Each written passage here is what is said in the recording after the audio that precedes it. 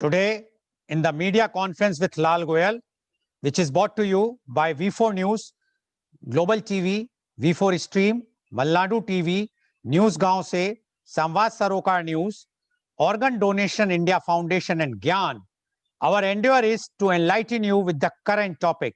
And today, we have a very, very important and special topic, and that is one-man expert commission report. No human masterpiece has been created without great labor. Labor is the source of every blessings. Dr. C.V. Anand Bose, veteran IAS officer and expert in labor and industrial relations, has been appointed as one-man expert commission by the Contract Labor Advisory Board of the Ministry of Labor, Government of India, to prepare an action plan for the welfare and development of the migrant labor and contract workers in the context of COVID-19 on 1st May 2020. Dr. Bose is known for his initiatives in the field of labor and industrial management. He had served as Principal Secretary Labor, Kerala, and was elected as the Vice President of the Standing Committee of the Indian Labour Conference. Dr. Bose has a track record of more than 30 years in the field of labor management. On May Day, Dr. Bose held detailed discussions with the representatives of labor unions, employers, and senior officers of the Ministry of Labor on the short-term and long-term measures to be taken to mitigate the sufferings of the guest workers and other workmen. It took 6 months to complete the one-man expert commission report. Dr. Bose prepares the report by doing day and night consultation with all the stakeholders like labor, leaders, artists, artisans, etc. This report was prepared within record time of about 5 to 6 months. This report was prepared when COVID-19 was on its peak without proper basic infrastructure. Dr. Bose took this challenge and completed it by doing several webinars every day tirelessly. Media conference with Lal Goel is proud to be associated with Dr. C.V. Anand Bose IAS. We have done more than 50 media conferences with Dr. Bose, along with different sects of society, such as former Central Minister and sitting Member of Parliament, former Supreme Court and High Court judges, former generals of Indian Army, former Air Marshals of Indian Air Force, former Director General of Police, former Chief Secretaries, former bank chairmen, present and former Vice Chancellors of renowned universities, IAS, IPS, leading doctors, leading advocates, renowned artists, artisans, labor, national leaders of almost all trade unions, Pravasis, service clubs like Rotary Club, office bearer of Red Cross, journalists, social workers, prestigious college professors, teachers, and students, and many more. I might have forgotten to name, but there were, because every week we used to keep a program in which Dr. Bose used to connect and discuss and take the views from the different sects of society, and many of those views, as he mentioned to us, has been incorporated in his report. So we are very, very thankful to Dr. C.V. Anand Bose to give us the opportunity to be one of the tool to connect to the people, and he has taken their suggestions seriously and incorporated in his report. Now, to discuss today about this one-man expert commission report, we have a very, very elite, experienced panel with us who are directly, indirectly connected, related to this report. So I would like to invite my first guest. He is Mr. S. Bhumrao. Mr. S. Bhumrao is the chairman of Labour Welfare Advisory Board of Government of India. He is not only a very successful businessman, but a very humble human being. I would like to invite Mr. S. Bhumrao and morning, good morning, Mr. Rao. You are the main person because you are the chairman of Labour Welfare Advisory Board, and so we would like to know from you about this one-man expert commission report. Mr. S. Bhumrao, please. One thing is here, sir. Everybody is there. I am very welcoming to you, all the people. You are attending these, we are working for the poor labor community and the expert committee Mr. Bhumrao, just your face is going up. So please, like this is it's okay. If you have come close, then face go up. Yeah. Okay, okay. Live telecast. I want everybody to see your face. Thank you. Since 5 years, I am working in this board as a chairman. I visited so many places and so many workplaces where they are working labor in the different fields. I shared with Anand Boji. He is one of the expert and one of the best human being. He is thinking from every time for the poor people. That's why I shared so many issues with him for the labor. What is the problem in the India? So many places, so many cost of living of the labor, and so many different categories of works, oil fields, coal fields, different fields are there in India, and different places, different cost of living also there. In the migration labor, and everybody suffered so much. Before that, we joined in June together about this COVID situation. We discussed so many issues also. Then I requested to the Anand Boji. He is not only working for the labor, he is working for the finance, working for the agriculture, for policies and education policies. He is one of the intellectuals in India. He is very concerned for the society. That's why I requested him to our board, and we decided we will discuss with him what are the points. I told him these are the actual problems, practical problems in India labor is facing. That's why, as per your intellectuality or your experience, how best we can suggest to the government, best we can do, how best we can do the labor. This is your principal employer, labor, and these unions. Everybody is important in this society for them. That's why we have to make one policy and we have to give the advice to the government how best they will look after these migration labor and different labor, different categories of labor. That's why I requested to him, Anand Bochi. His valuable time and everything, he thought whatever common sense I have, with my common sense, what observed in this my field where I was visited, I explained with him and shared with him, and then he put in a commission. We officially we appointed a single man commission to study the labor issues, and we can submit to the Government of India Labor Ministry as well as Prime Minister also with that report. Then we will try to get how many we can sort it out the issues, how best we can safeguard the labor in the same society. Without labor, society will not run. We will not live in this society. That's why I requested him. Then he will start and he will what what report he made, how best it is. We can discuss with him and he will explain to us. We can recommend to the government also. This is my view, sir. Thank you. Okay. Thank you very much, Mr. S. Bhumrao. And Mr. Bhumrao has mentioned very clearly one thing, and it is that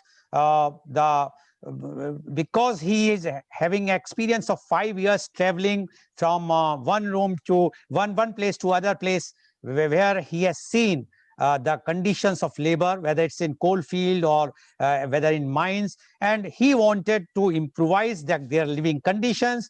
For that, he was looking for someone, and he found that Mr. Dr. C.V. Anand Bose is the right person. He is a genius and intellectual, and he has done, because Dr. C.V. Anand Bose has done so much work for the labor. So Mr. Bhumrao has decided to assign the work and appointed a one-man expert commission, which was headed by Dr. C.V. Anand Bose, to recommend the conditions of labor as well as the migrants, because the migrants problem also started by that time, and which Dr. Bose has prepared the report as a one-man expert commission, which once he will be submitting, it will go to the Government of India, which will take action accordingly. Thank you very much, Mr. S. Bhumrao. I'm sure that because of you, one-man expert commission has been appointed. So whatsoever recommendations are going, it will be definitely far for good and very good for the and beneficial for the labor and migrants, and they will definitely be beneficial for that. Thank you very much, Mr. Rao, for giving your opening remark. Now I would like to invite my second guest, and he is Mr. Niloli P. Rajshekharan. Mr. Rajshekharan is a writer, music composer, and CEO of Guru Management Consultants, Bangalore.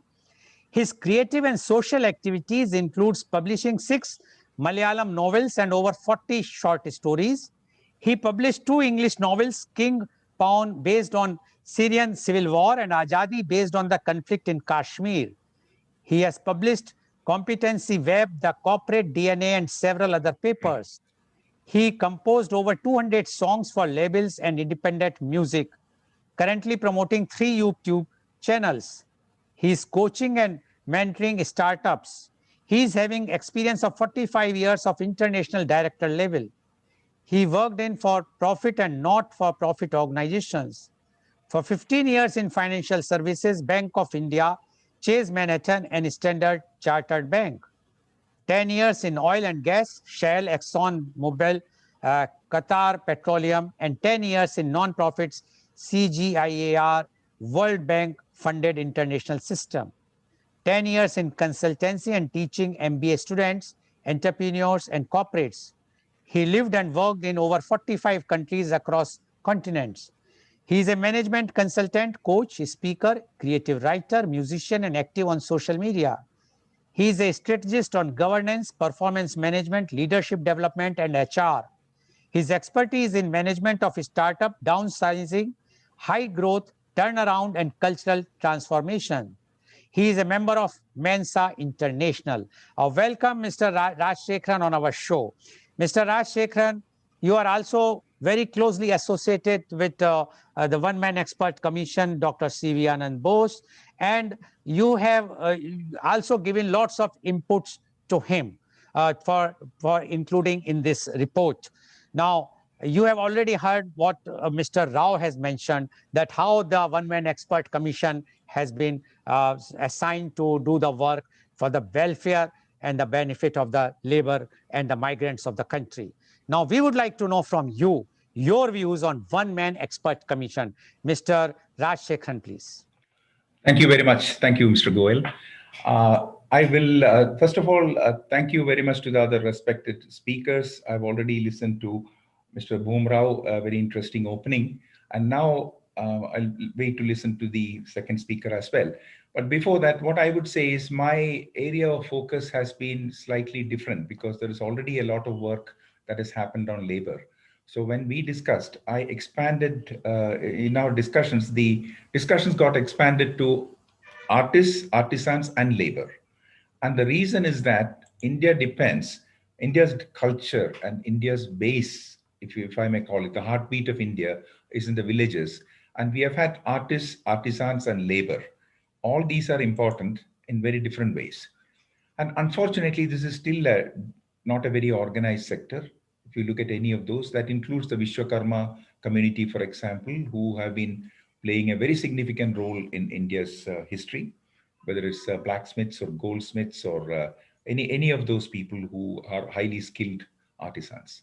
So my focus is slightly different, and I'll be focusing more on the cultural aspects, which touches on labor, because ultimately culture is what? Culture is a group of activities by people. So I'll fit it into the context. From my understanding, on May 12th, the Prime Minister, Mr. Narendra Modi, announced the Atmanirbhar Bharat Abhiyan with a big economic package of almost 20 lakh crores, which is 10% of India's GDP. And it had, in my understanding, it had two big aims. One was to make the country independent against the tough competition of global supply chain. And the second was to empower the poor laborers, migrants who have been adversely affected by COVID, which my previous speaker has already touched on. And I'm also very happy that we have a government which is very receptive and taking decisions. I understand that a recommendation was made to create a repository, database of migrant labor, which was accepted and implemented very quickly. So it's one thing to make recommendations and reports.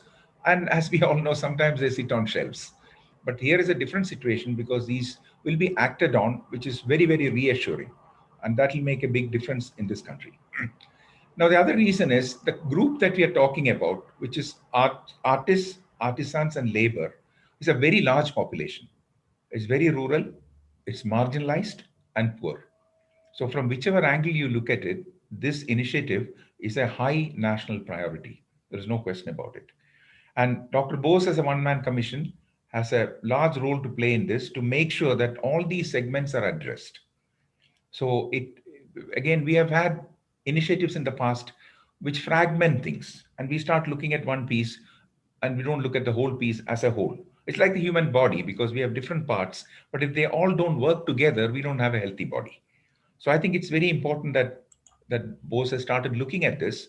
And from the report, I can see that he has covered a wide area of recommendations, a very, very wide set of recommendations. Now, let me go into what some of those are and why they're important. For example, the recommendations assume certain things to be there. There are some pillars on which the success of these recommendations will depend.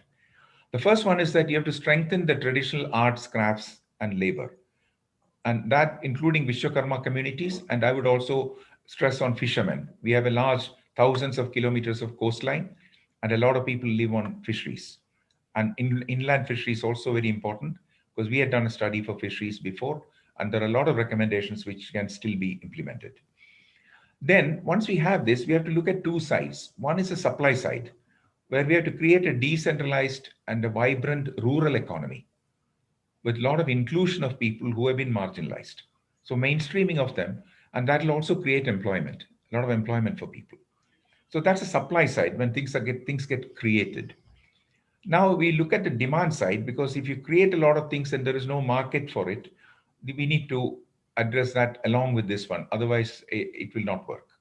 So if you look at the demand side, creating a strong domestic market, which is also part of the Atmanirbhar program, is that we have to create a local demand for local products. So replacing imported products. And also in this process, many of the products that we have traditionally had are environment friendly. They are biodegradable. And that will also lead to economic sustainability. So strengthening traditional arts and crafts, stressing the supply side of the equation and the demand side of the equation.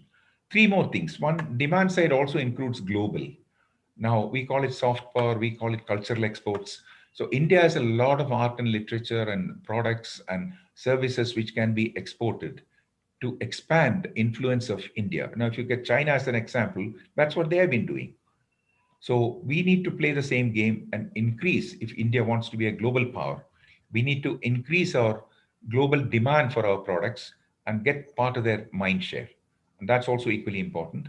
And in doing this, one of the important pillars, the fifth pillar, will be utilization of technology for planning, design, transactions, everything. There are things like artificial intelligence, you've got Internet of Things. So we can bring that to get higher quality of our products and services, lower cost, and also massive reach out globally. So a musician sitting a gharana in let's say in Lucknow, for example, can be teaching a student in any part of the world. So a student can be sitting in Amsterdam or sitting in New York and can have lessons from this teacher. So there is a huge possibility with technology for expanding and pushing out Indian products and services into the global market. And finally, all of this, at the end of the day, we have to regain the national pride. We have, unfortunately, in the beginning years of our history, free India, we haven't had products of high quality because priorities were different. And so we depended on imports, and a lot of us believe that, the imported products are better than Indian products. Those days have to change. We have to have national pride in our own products and services and then push it to global leadership. So these are six pillars, as I said, as an opening to this, because these six are important for both the creation and the sustainability of the recommendations that are done. Now, Dr. Bose has a huge set of recommendations. In the interest of time, I will touch on a few broad groups, and I'm sure it will be expanded out as we go along into further discussions. The first set of recommendations is suggesting some new institutions to be created, set up as seminal or nodal organizations for the development and implementation of national strategies and also for ongoing coordination of the activities. The second is policy interventions. So there are policy changes, programs, or projects which can be implemented through existing organizations or existing entities. That's a second group. And the third group is a set of recommendations for the welfare of the artists. Now, I'll just touch on two or three major institutions which are in the recommendations. One is a national mission for art and culture. It will be a flagship entity for promotion of India's culture, soft power, with an external focus globally. The second would be an art authority of India as a seminal agency to nurture, promote, propagate art, craft, and traditional knowledge and skills. So this will lead to several other things like creating a national registry for all labor, artisans, and artists. Today, we don't even know who the artists are, where they are, what their skills are, and which will also lead to a unique identity card system. So we would know all our artists, where they are, etc., which is the basis to start working on an ambitious program like this. Then a national security board to provide social security to artists. If you look at the COVID situation, there were artists who were starving, but they were not attended to as much as migrant labor, to be honest. There were musicians, I know a lot of them, who had no work, but there was no attention, there was no organization, there was no specific focus on those kind of activities. And the third will be a time bound project for the digital transformation, which I mentioned earlier. Another interesting recommendation is to create an Indian art and cultural service, which is as part of the Indian civil service, which can lead to appointing of cultural emissaries in all the embassies. Because there is a lot of cultural exports that can happen. If you look at Hollywood, for example, it's a cultural export. If you look at BBC, it's a cultural export. If you look at British Council, it's a cultural export. Russia had a strong program of promoting their books and culture in other countries. So we need to start getting into that because we want to be a world power, global power, and this is part of that. And finally, establishing Indian cultural centers in all the big countries. So these will showcase our culture, activities, products, services. And an example would be the Chinese initiative called the Confucius Institutes. China has started this some time back, and they have almost 500 institutes worldwide, including four in India. So they are pushing out Chinese culture, Chinese language, and through that, they're creating influence in these countries. So India Cultural Centers is a very, very important recommendation in this. And then, of course, there will be issues to solve. So probably specialized tribunals, which can deal with the issues of artists. Then there are other recommendations. I just mentioned them, like Art Festival Board to showcase Indian arts and forms, Indian Premier Art League events like IPL or ISL. And another important one is to have an international publishing house. A lot of Indians write today in English in all Indian languages, but we don't have a good publishing house, which is global. We go to we go to people like Penguin or international publishers. Nothing stops us from creating a very powerful publishing house, not only for Indian literature, we can publish all literature from other countries as well as an international brand. The other one is an equivalent of BBC, like a TV channel for infotainment for the world. So we have so many channels, and we've got all the technology, all the people to do this. The only thing is to have a focus and create a channel which is globally targeted by an Indian organization, so an Indian TV channel for the world. And the last one to me is an extremely important recommendation is a global Buddhism propagative program. Now, Buddhism is Indian. Unfortunately, Buddhism has been adopted by, fortunately, I would say, Buddhism has been adopted by many other countries, so it's still alive and very vibrant. But we need to push an initiative to research, publish, and build a Buddhist community across the world. And it will be a very legitimate move, and it'll give us so much influence in the world scene. Then there are other recommendations which are more, so these were more or less institutional. Now let's look at some of the other ones which are programs. And two or three of them are very important. One is to professionalize the education. Whether it's a carpenter or a musician or a painter or a dancer, to have professionalized education and certification process. Because the quality of these have gone down because of lack of patronage. In the old days, the kings, the mosques, the churches, the temples, they all were sponsors for these events. And now that role has to be taken by the government to make sure that we don't lose these very important art, etc. Then conferring professional status for artists. Now, I find that many artists are invited to do online shows now, but they don't want to pay them. If you call a carpenter, you call a technician, you call an AC mechanic, you pay them. But still, many artists are not recognized as professionals, and the need to pay them for what they do. And so establishing a professional status for artists is extremely important. Then in universities, establishing academic chairs, introducing art education schemes, and naming them after maybe eminent artists. Then introducing Indology as a subject. We don't have Indology in many Indian universities. Many foreign universities have that. Then the Gurukula system, which needs to be revived, which was a very powerful system. And as I mentioned earlier, with technology, Gurukula system can be expanded worldwide. And that will be very powerful for professions which require a long apprenticeship, like music, which takes years to learn. That's possible. Additional legislations to safeguard the interests of artists, and a centrally sponsored scheme, probably to provide tools, equipment, necessary accessories to artists. Nobody's doing that. And also short-term measures like providing a 6-month assured basic income package for suffering or people or artists who are poor and cannot find their livelihood.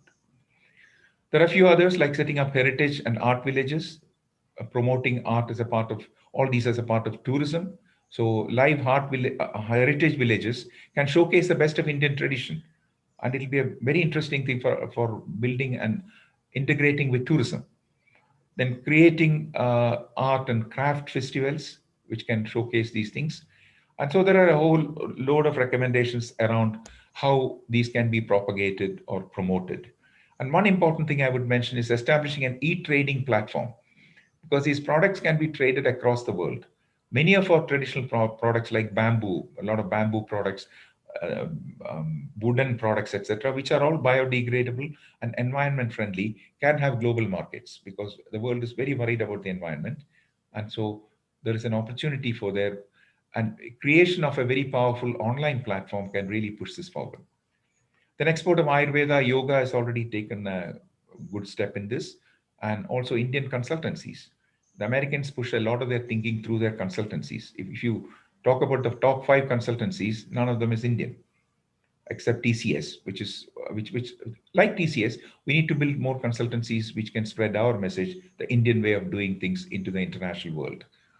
Another one is IITs and IIMs, who are established, excellent institutions to push out and start working with other centers of excellence in other countries. So we actually export the excellence rather than saying that we are affiliated to Harvard. It's the other way around. These institutions are affiliated to IIT or IIM.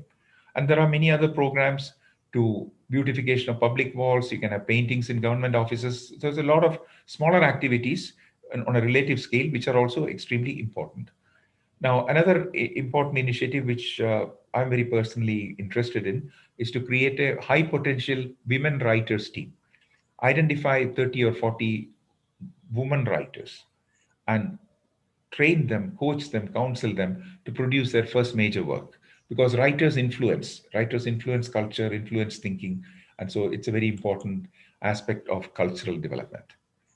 Now, the third part, so I've looked at the institutions, I've looked at some of the recommendations. The third part, very quickly, I'll go through 2 or 3 of them, is to protect the artists and provide some welfare activities and social net for them. So developing permanent opportunities at the panchayat level or linking with tourism, as I've said, giving more representation to artists in the Rajya Sabha, for example. Then more opportunities for special projects for women and youngsters. Building artist homes or converting some of the homes where people can come and sit and create safe places for women to work. That would be important. And one big group is how do we reward or create social security for the artists? Launching a policy for fair and equitable remuneration. There is no minimum wages for artists. Most professions have. There is no pension scheme for artists, and there is no health insurance for artists. These are some of the things we could take up because artists are left out. Just 2 more points, I'm finishing now. Okay. Teachers, increasing the number of awards and honors for teachers. And finally, the last point I have is to strengthen the piracy control, because today's intellectual property rights is very important for artists, and many of them don't know about it. They don't get the support for it.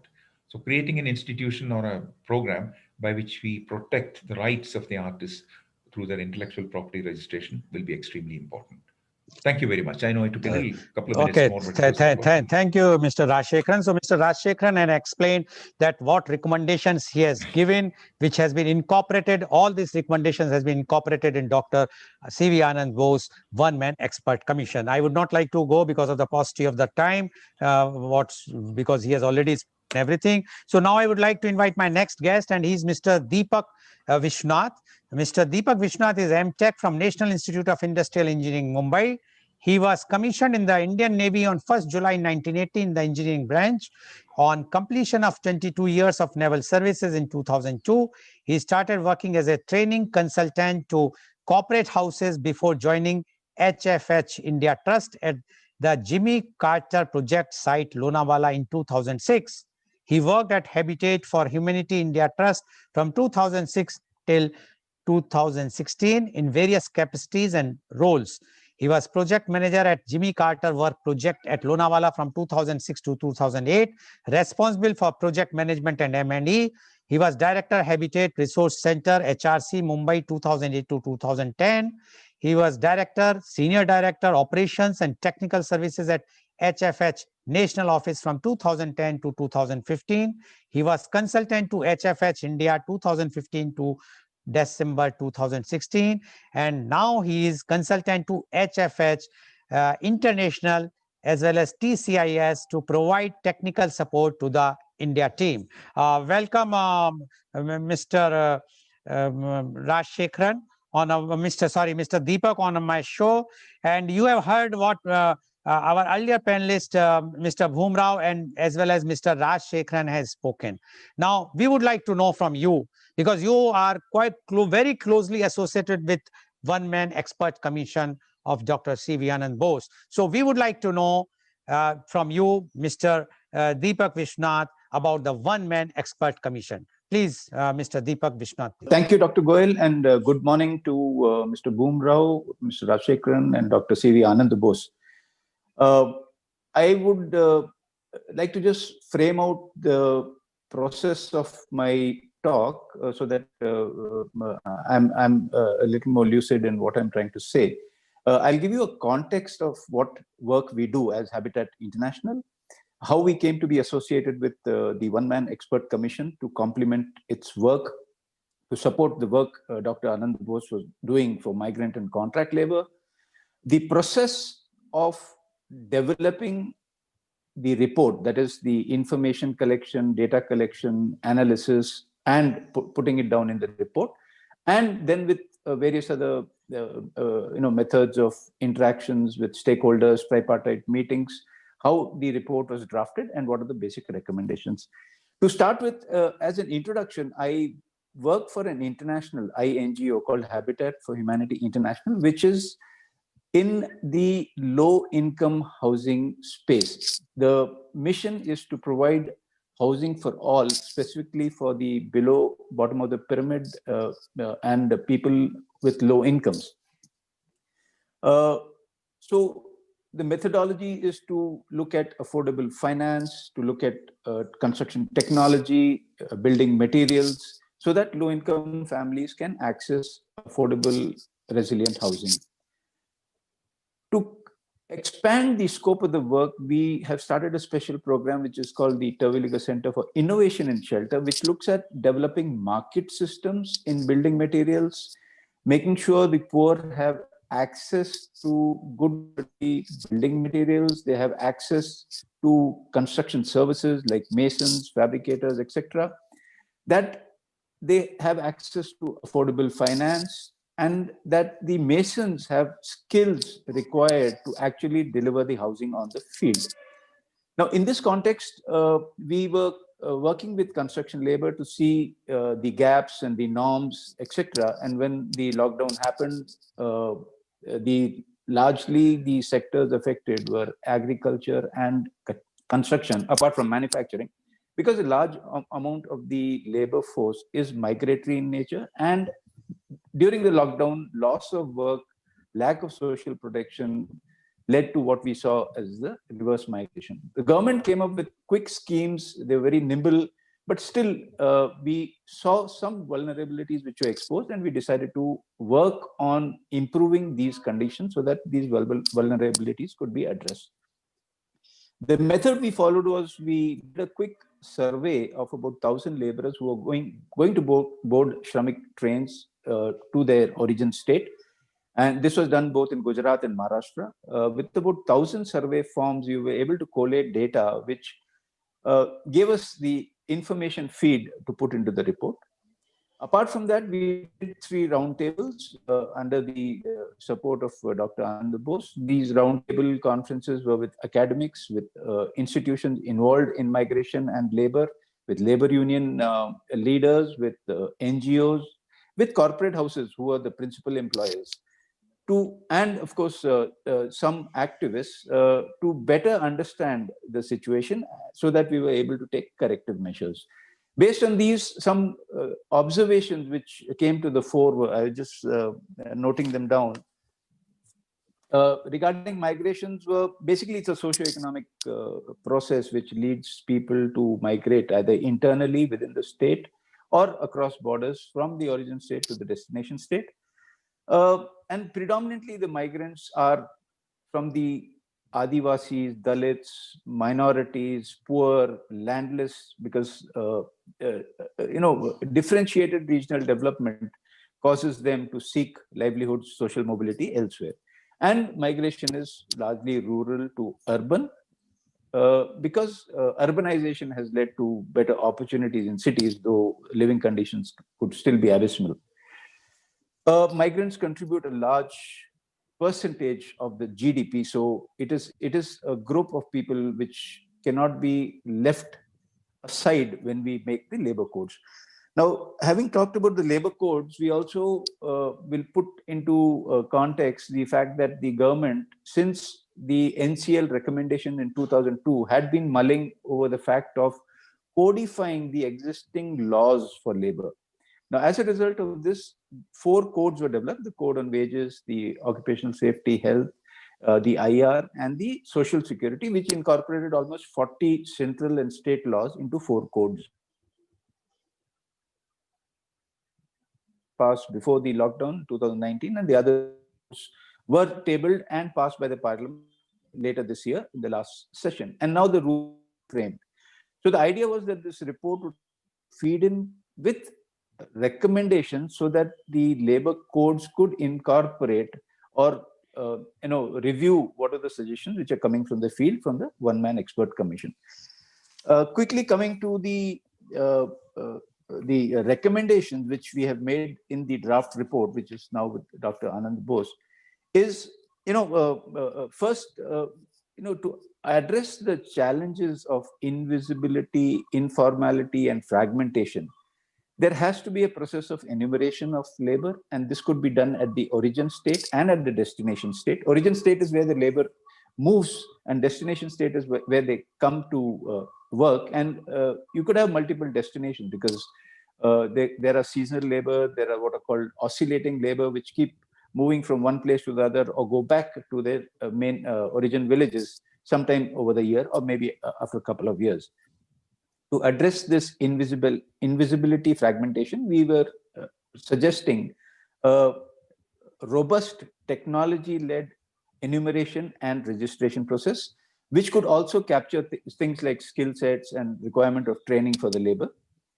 Point number 2, creating a nodal agency, because the vulnerabilities exposed showed that the Ministry of Labor was really not up to full information availability to take the kind of actions which are required for social protection. So if we could create a national labor authority under which we could carry out various tasks. I mean, this would be like a authority of the Airports Authority of India, etc. And this would be an independent authority which would be tasked with various things. I mean, they're there in the report. One of them was to start migrant resource centers, which would be responsible for the enumeration and any kind of support services which migrant labor would require. And this can be expanded to informal labor in in the future.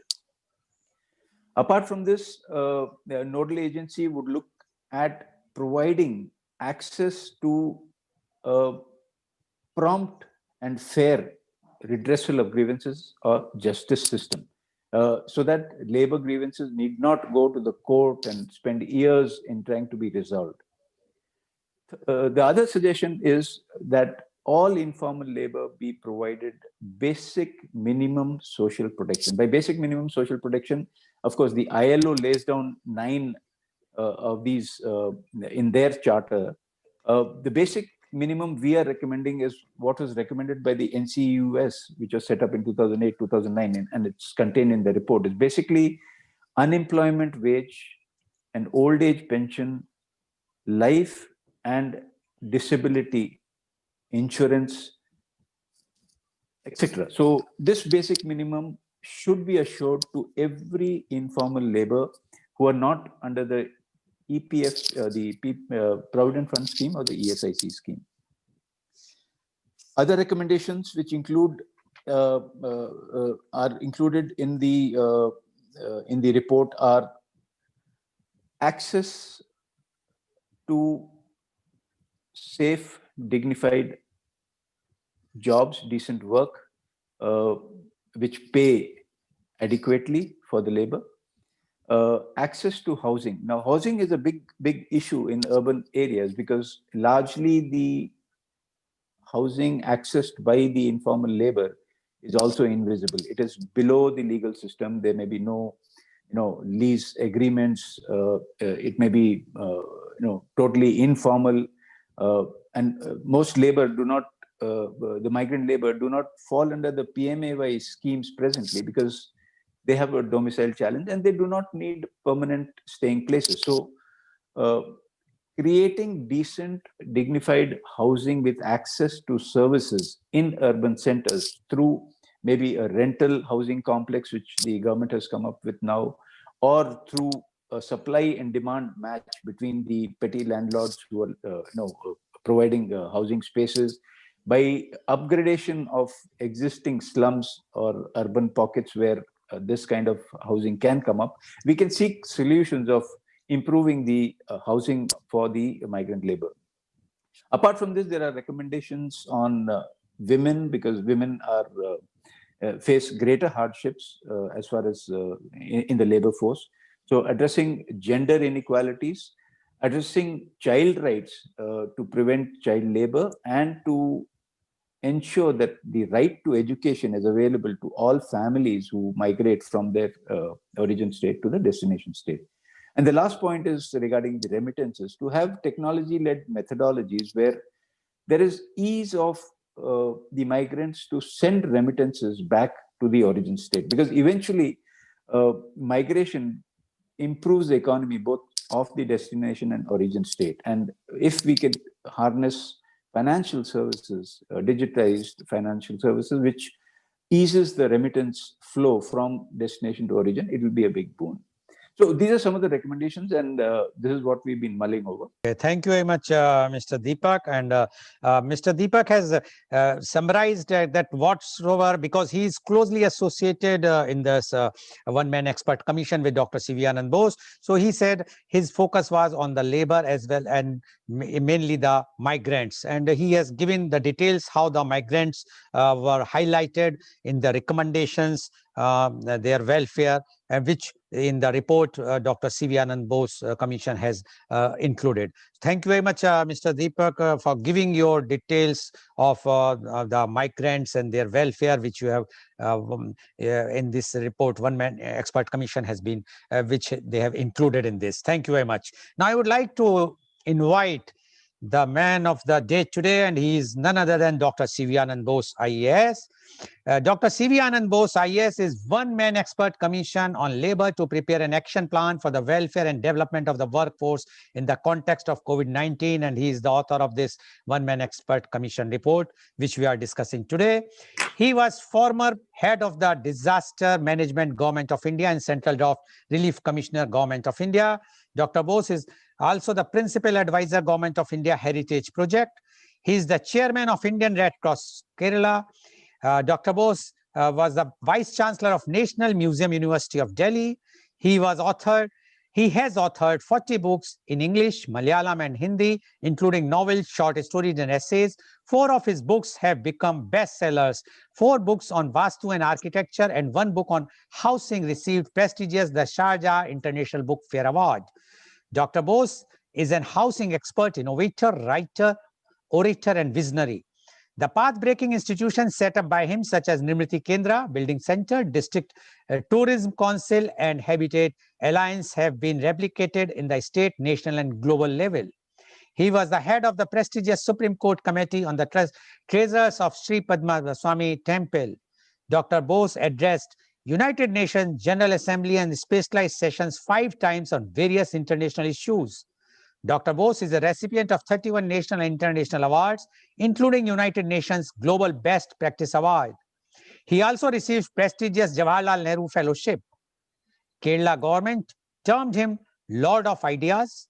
Former Prime Minister Mr. Manmohan Singh called him inspired civil servant, and our Honorable Prime Minister Mr. Modi called him Man of Ideas. Welcome, Dr. C.V. Anand Bose, on our show. Dr. C.V. Anand Bose, you have already heard what Mr. Bhumrao, what Mr. Rajshekharan, and what Mr. Deepak has mentioned about the One-Man Expert Commission. But you are the person who has authored and who has wrote this report. So we would like to know from you, the One-Man Expert Commission report. Dr. C.V. Anand Bose, please. Thank you, Mr. Goel. And thank you very much for inviting me as a last speaker, because when you come as a last speaker, I can boast to my wife and children that in this important meeting, I had the last word. Thank you so much for this opportunity. I would like to arrogate myself the role of the Speaker of the Parliament. This is not because of any megalomaniac streak. You know, the Speaker is the only person in the Parliament who doesn't speak. So I thought, since the report is written by me, or rather coordinated by me, it is better that others speak about it and analyze it. Now, what happened is, Mr. Bhumrao, in his wisdom, he could persuade the government to appoint a one-man commission on labor. As you know, these labor commissions are created by government once in 20 years or so. It's a long process. Even the appointment will take more than a year. But because of the wisdom and experience of Mr. Bhumrao, he made it as part of the labor advisory board, so decisions were made quick. And that is how the genesis of this one-man expert commission. Then, when we speak about labor, it's not the migrant labor alone. Mr. Bhumrao had that vision that we should take the entire workforce of the country, especially the post-COVID rehabilitation and development, which comes to more than 46 crores of people, which is much more than the combined population of many European countries. When we think of rehabilitating them and the welfare of the 46 crores of people, naturally, art and artist soft power comes into focus. That is how this had a second subset of activities, that is on the artists, artisans, and culture, the soft power of India. The third aspect was the Pravasis. You know, in this forum, one agency which is missing is the International Labour Organization, ILO. You know, ILO is a world body which decides what should happen in the labor sector. ILO is also a part of this. ILO has willingly come forward to join this one-man commission. So now it's not just a one-man commission of India, it has even become a kind of international commission. And they have a lot of input to give on the Pravasis of the international migrant labor, which is very important in the future course of things to happen in India in the post-COVID world. So that part of the report is also there. Now, it happened like the building of tunnel in China. Chinese decided to have a long tunnel. The engineering chief said, let us start digging from both sides so that 2 tunnels will meet and the procedure will be fast forward. Finally, it ended up digging 2 tunnels. Similarly, the one report from the one-man commission has now resulted in 4 reports, each interlinked. One, of course, very ably, it was explained by Rajshekharan. He has been in charge of that. That is a report on India's soft power, or the traditional art, artisans, and labor, TOL, as he would call it. The second is on the Pravasis, which of course will form part of the report on labor. And next one is on one of the most important activities or economic sectors in India, that is a fisherman. The Blue Revolution is always the Neel Kranti. We are here with some recommendations to the government, how the fisheries sector and the coastline can be developed into India's pride. So these are the sum total of the reports which this commission is submitting to government. When I say is submitting to government, it doesn't mean that the reports are not yet with the government. With Bhumrao, we decided on a strategy. Instead of wasting time to complete the interim report and then the final report, why not recommend to government from time to time through letter whatever recommendation we feel will be beneficial to the nation. This has been done periodically, and many of these recommendations have found a place in the policy announcements made by the government. One, of course, is Mr. Bhumrao will remember, 4 or 5 years back when Mr. Dattatreya was the labor minister, that is when Mr. Bhumrao introduced me to Mr. Dattatreya, where we gave a recommendation which is called the labor agenda. One of the major emphasis activities there which are suggested was to have the courts, labor courts, unified to the extent possible or rationalized. That has been done. The parliament has passed the act. And number 2, an all India registration of labor was a recommendation which we thought will take a long time. But now government has announced it, 650 crores have been set up for this purpose. And also the one nation, one ration card. When this was discussed in a meeting, I think Mr. Devika would know, even experts in economics were worried. How can it be done? Because ration, food is a state subject. How can it be done nationally? But it has been done. New decisions have been taken very fast. So we were very encouraged to submit to government from time to time decisions, recommendations which we thought would result in action, and it is resulting in action. That means there is some chemistry change in the government. Government does not waste time in making recommendations into action and legislation. Therefore, we hope that these recommendations which are given here, of course, it will be first given to the chairman, then to the minister, then ultimately it should go to the prime minister. That is how the hierarchy of submissions are now tailored. This report, even though it is claimed to be a one-man commission's report, I, being the one-man commission, cannot take any credit for this. This report has been created by thousands of people. See, in the last lockdown period, more than 2,000 persons have been contacted.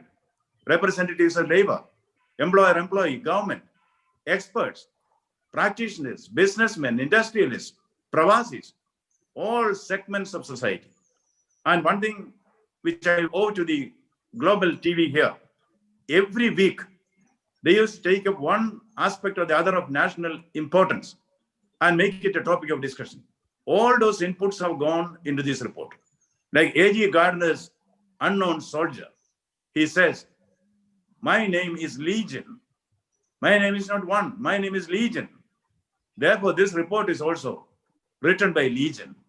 As Walt Whitman said, yes, I contain multitudes. This report contains multitudes. This report is not my report. I just happens to be the one man who is witnessing this. This report is written by the experience of a large subsection of people all over the world who have willingly shared their experience so that the report can become practical. The report can perhaps become a game changer in India's socio-economic and cultural life in the post-COVID period. I thank all of them, the nameless, faceless thousands who have contributed to this report. Now, to sum up from my side, there is this very revealing story of a botanist. The botanist was going with his students in the jungles of Africa. He saw a beautiful flower. Enamored of its beauty, he came forward to pluck the flower. To his surprise, he found that the petals of the beautiful flower flew off in various directions. He looked at it sharply and he found it was not the beautiful petals of the beautiful flower, but a set of ugly insects which flew away from the flower. Then these ugly insects again fly back to another point, converge to another focal point, and the beautiful flower is again born.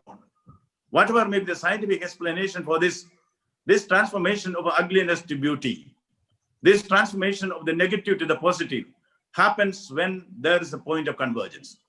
I think Mr. Bhumrao has created a point of convergence where all this dispersed ugliness conforms into beauty. Look at the panelists who are here. They are all experts in their own fields. My blessing is that I have been able to get experts from various fields who are willing to come for the aid of the nation in an hour of Christ. Therefore, I feel this report is not mine. This report, which is created by Legion, this will contain the quintessence of what India should do for the rehabilitation, not only of labor, but also of artists, to revive India as a soft power. And of course, once this report is implemented, I'm sure government will implement it. Government has been implementing this. Therefore, I think after this report is implemented in full, then we can join together and say, Jhanda unja rahe hamara. Thank you. Jhanda uncha rahe hamara, said Dr. C.V. Anand Bose, IAS. He very modestly and humbly gave the credit to everyone who has contributed in the report, although he is the main person who was the center of attraction, because everyone who was joining, because he is such a personality that he attracted everyone to give their positive suggestions, their views, opinions, and which has been compiled in this report. So from our side, we can say, yes, contribution has been done by many, many people, thousands of people, but you are the main person, Dr. C.V. Anand Bose, that you have included everyone. That is the inclusive policy which you have adopted, and that's why this report. And one very important thing which he has mentioned is that in the commission, generally the commission submit the reports after many years. We have seen so many commissions in India. They have been appointed. They always get extensions, because they get so many facilities. They have the secretaries, even IAS secretaries. They have the infrastructure, offices. They are traveling from here to there with the cars, by plane. But this commission is a unique commission during this lockdown period, even after the lockdown unlock period also, which Dr. C.V. Anand Bose, confined to at his place, he has done it very economically, very timely, submitted the report. Plus, what he has done, what he has mentioned just now is that he, along with the chairman, Mr. Bhumrao, decided to submit in piece the reports whichever were relevant at that time, which were very urgently required, like one ration card, one nation, one ration card. That type of thing was implemented by the government immediately. And the credit definitely goes to Dr. C.V. Anand Bose, Mr. Bhumrao, as well as our Honorable Prime Minister, Mr. Modi, to accept the recommendation and immediately implement this. This shows the position today, that how the commission should work. I am sure this type of example which Dr. C.V. Anand Bose has set up in the country, that the commission should not try to get any extensions just for their own benefits, I will not say, but they try to deliver the things which they were assigned for. Thank you very much, Dr. C.V. Anand Bose, for giving your views and for your modesty and humbleness, I must say. Now, my question is to Mr. Bhumrao.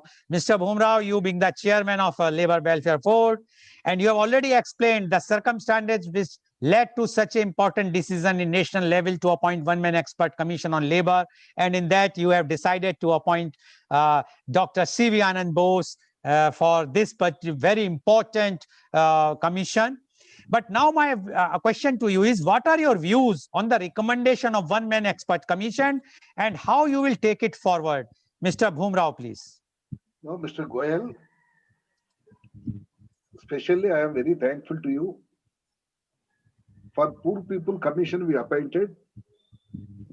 We worked since 6 months for this commission and identify the problems, how to solve the problems, how many fields are there in India, labor fields. That's why what I identified since 4-5 years, I explained and I discussed with him. I requested him. This commission next week we are going to submit to the Minister, Mr.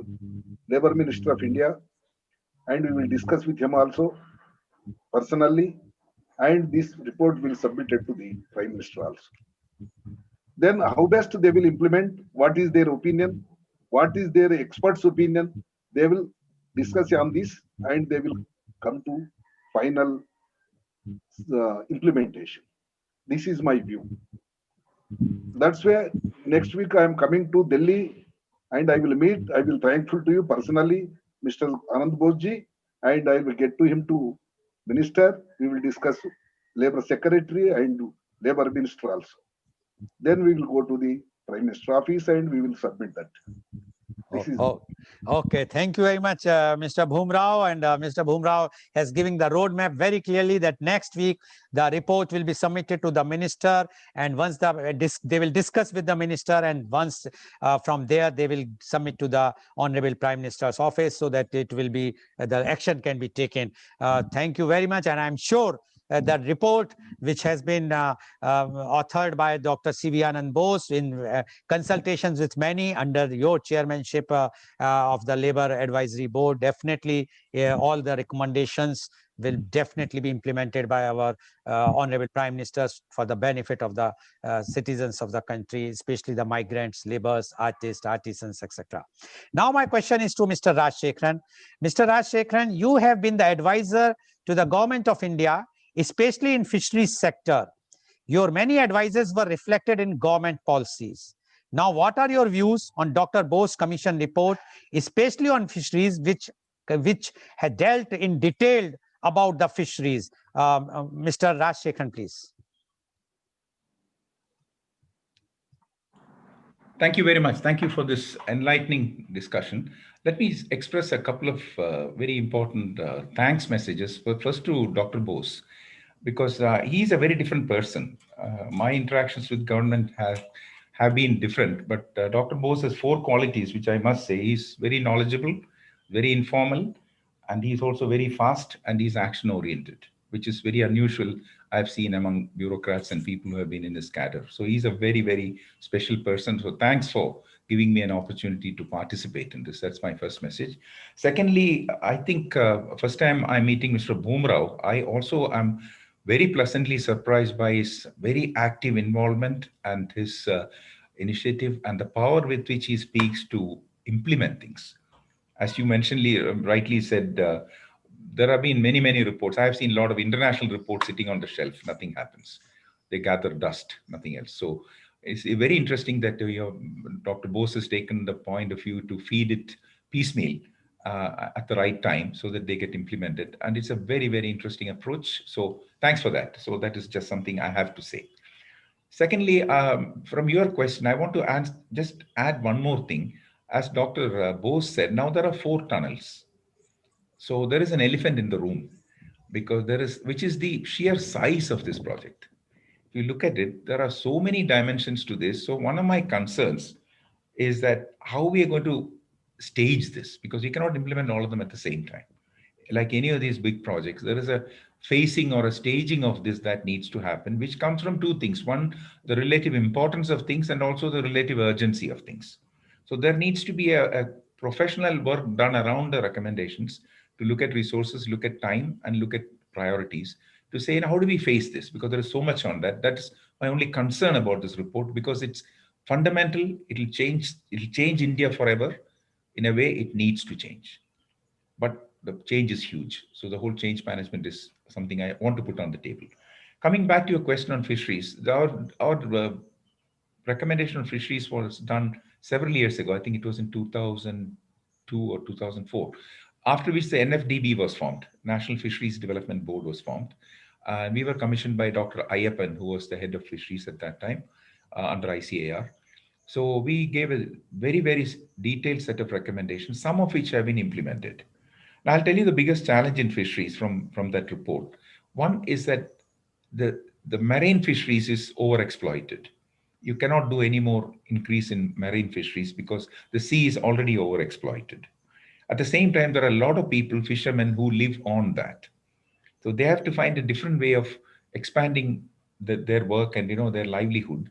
And the answer is inland fisheries. And in many countries, inland fisheries have made huge differences. For example, we have the World Authority on Fish sits in Hyderabad. His name is Dr. Mogadudu Gupta. He was one of our consultants. He has got the World Food Prize for fisheries. Now, he has changed the life completely in Bangladesh, Cambodia, many places, rice growing cultures, where there is a parallel fish growth along with with rice paddies, you flood rice paddies with water. And in 40, 60 days, they grow fish with it, and it's a second income for women.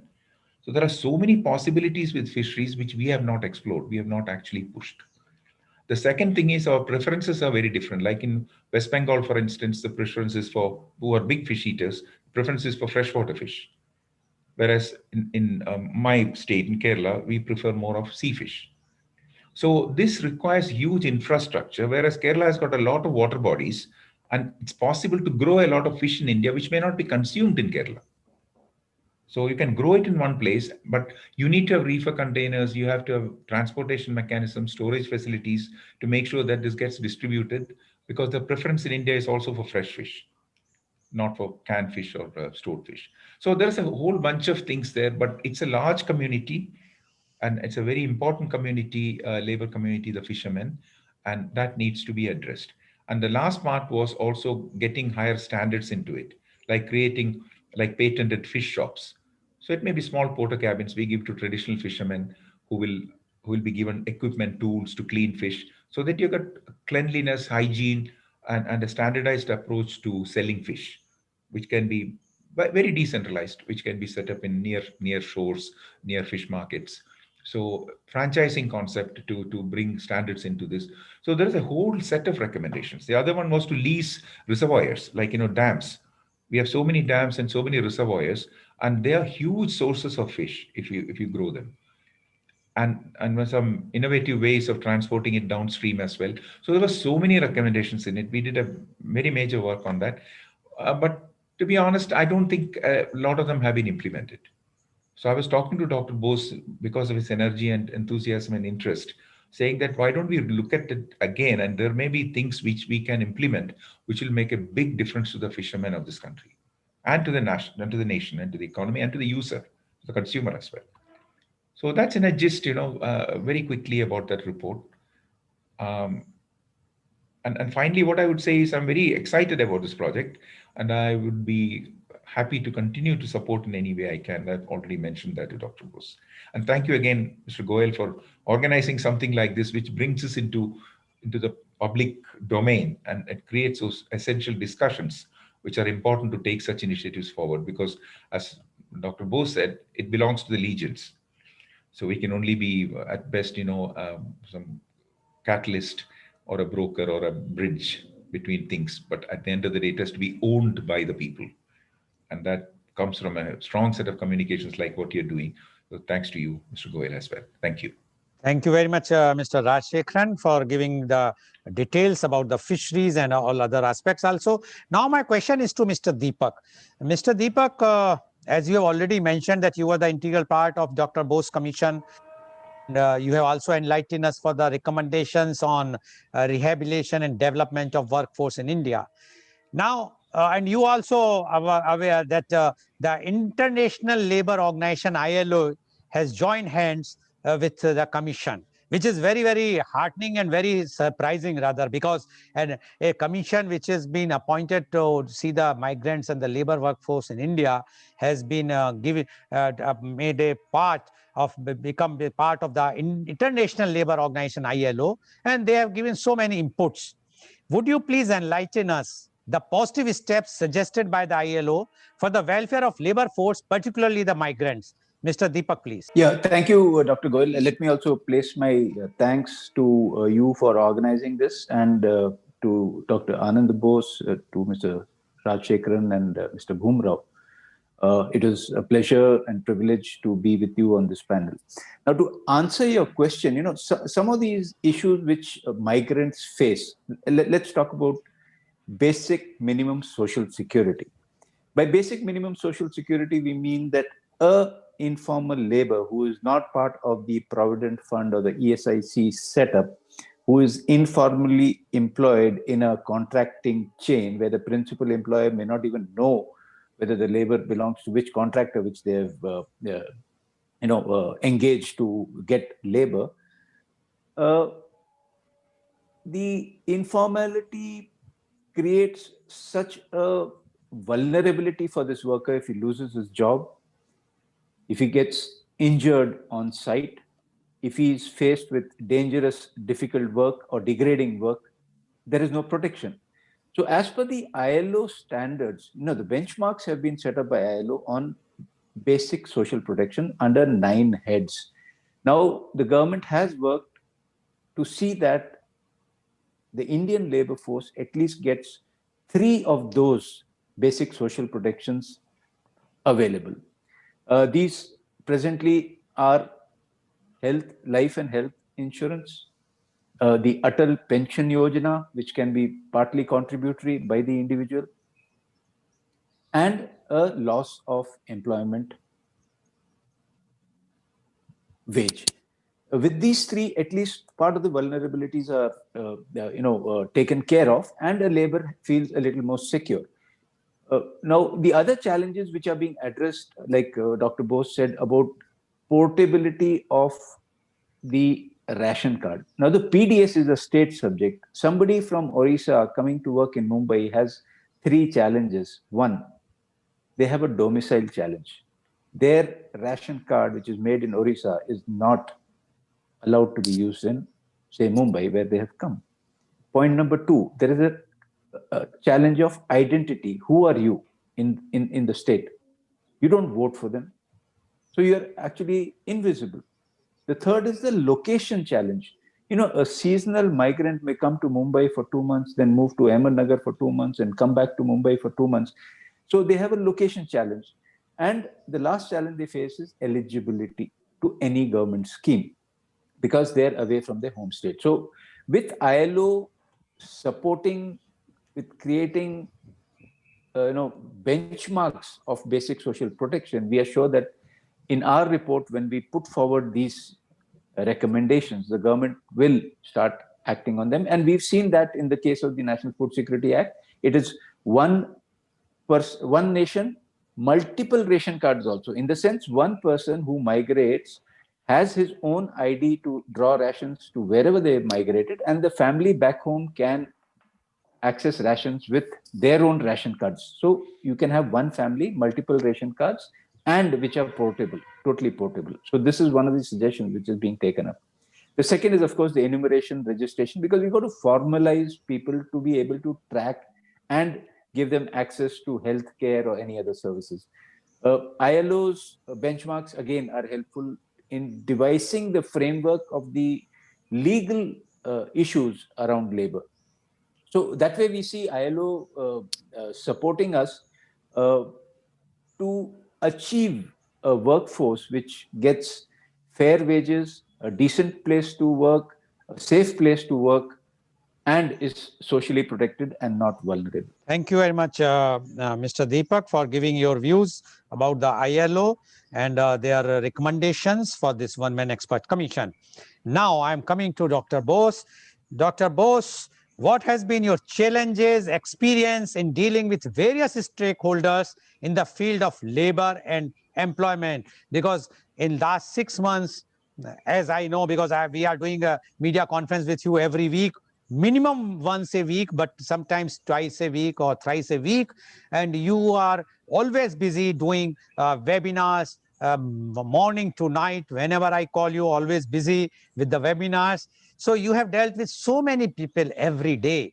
So what was your challenges and experience in dealing with the various stakeholders in the field of labor and employment and even other fields also? Dr. C.V. Anand Bose, please.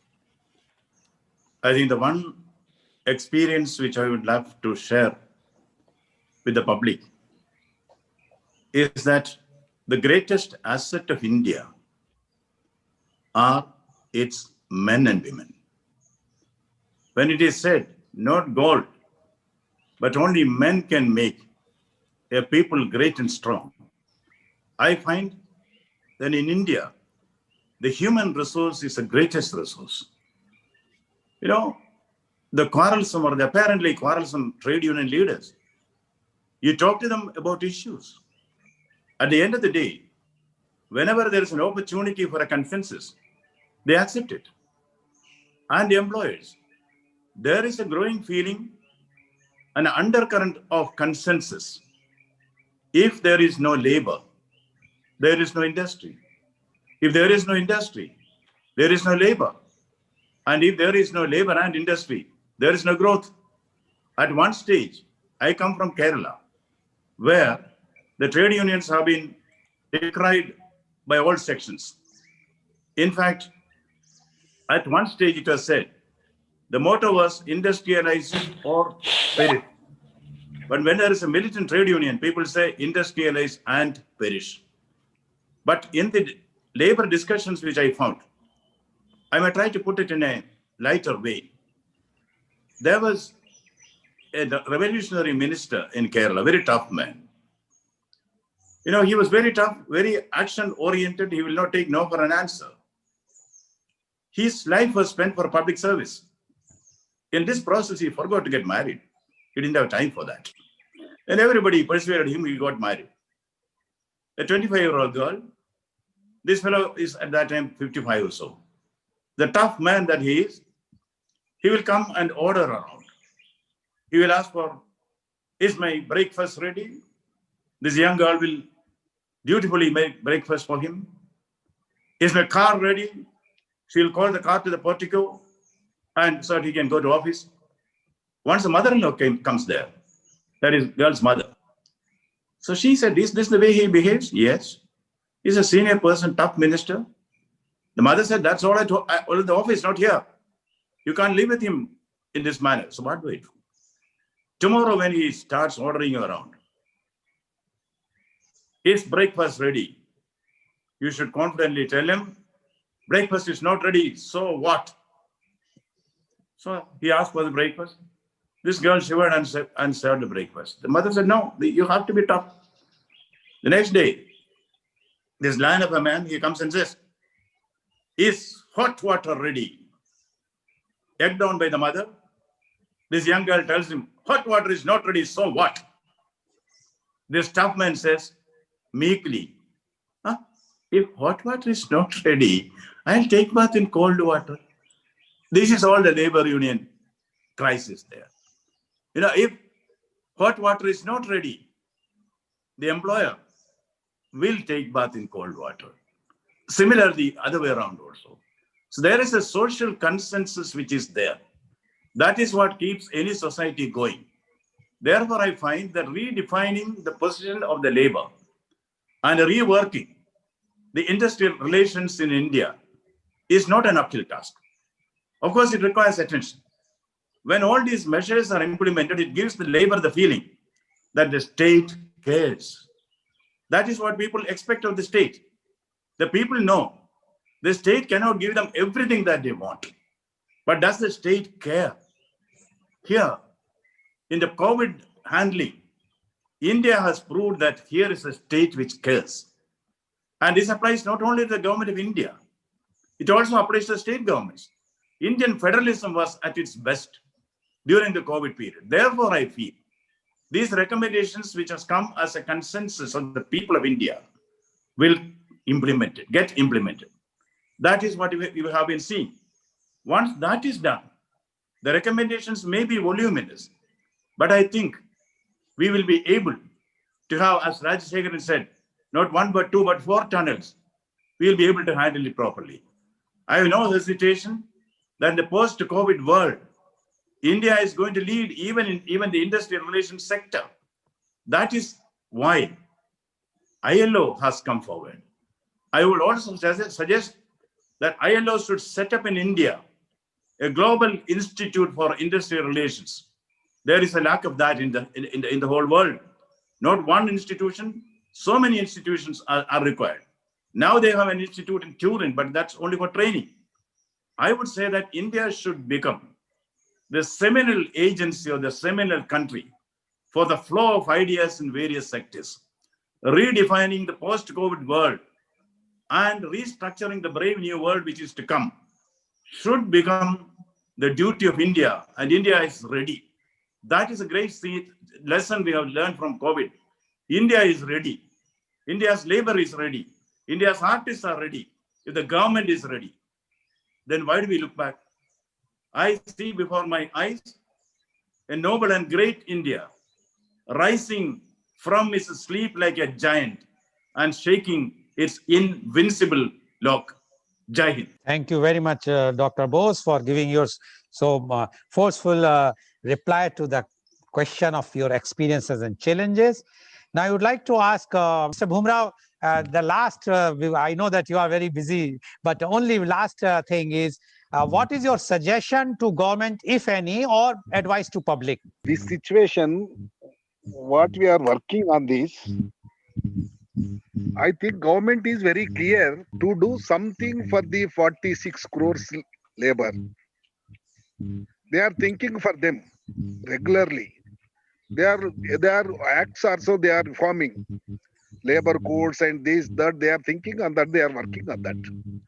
That's why we are already with my request with the Anand Bose. He prepared some suggestions to the governments, how best we can sort it out, how best we can do for them. Government is ready to do something for the poor people. One nation, one ration. All these are their concern for the society, poor society. That's where we are thinking it may be implemented. Okay. Thank you very much, Mr. Bhumrao. I am very thankful to you. You organized for these poor people. This is the best program, my community. Thank you very much. Thank you very much for your compliments. And everybody, other people, other gentlemen are also there. I am very thankful to them also, Deepak and Ramchandra. Oh, okay. Thank you very much. Now, my last to Mr. Rajshekharan, any one suggestion which you want to give because of the paucity of time, one suggestion in brief to the government or the advice to public. My only suggestion is to engage the public-private partnership modes in a much bigger way, because government cannot put all the resources and the requirements are large. So getting engagement from private sector, corporate social responsibility funds, there is a lot of funds available, a lot of resources available. So it needs everybody to work together. So that is my only suggestion. Okay, thank you very much. Mr. Deepak, any one suggestion to the government? Please unmute. Yeah. So basic tenet of any labor law or rule or code is socio-economic justice for labor. And I think we are on that path, well aligned to achieve it. And as Mr. Rajshekharan said, we have to get everybody, all stakeholders to think together, align together so that we can make India great. Thank you. Okay, thank you very much. Dr. C.V. Anand Bose, last word. I know that you want to say about the last word. So please, your suggestion to the government, if any. My only request is to see that effective steps are taken to implement them. What we want is action, not an alibi for inaction. Thank you. Thank you very much. So today you have seen the one-man expert commission report authored by Dr. C.V. Anand Bose, IAS. And that report now is seeing the light of the day very quickly, very soon. And with so much, we all know that how much problems and the difficult time we were facing in this pandemic. But in spite of that, Dr. C.V. Anand Bose has delivered his commission's report in time. Such a great efforts to him. I must say, we must salute him and the entire team of his so that they have delivered this report. And today's program, which is a live telecast by V4 News, Global TV, V4 Stream, Malnadu TV, News Gaon se, Samvad Sarokar News, as well as it was shown live on Facebook and YouTube. And tomorrow is a special day because tomorrow is the world is not celebrating, but we are observing the United Nations International Day for the Elimination of Violence Against Women.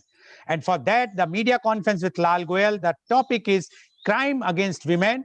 And we have an elite panel of women. And my panelists are Advocate Nirmala Samant, First Lady Mayor of Mumbai, former Chairperson, Maharashtra State Commission for Women, Mumbai, Advocate Madhulika Sainia, former panel member, Meditation Center, New Delhi, Miss Nutan Jha, MD and CEO, Adlib Sports and Project Management, Mumbai, Miss Taranga Sri Raman, former National Consultant, Ministry of HRD, former member, Inclusive Education Working Group Task Force Ministry, RTE, SSA, National Advisory Council, Government of India, and Miss Sarik Ankita, Head of the Department of Criminology, School of Social Work, Roshni Nyale, Mangalore. So please tune in tomorrow for media conference with Lal Goel at 10:30 a.m.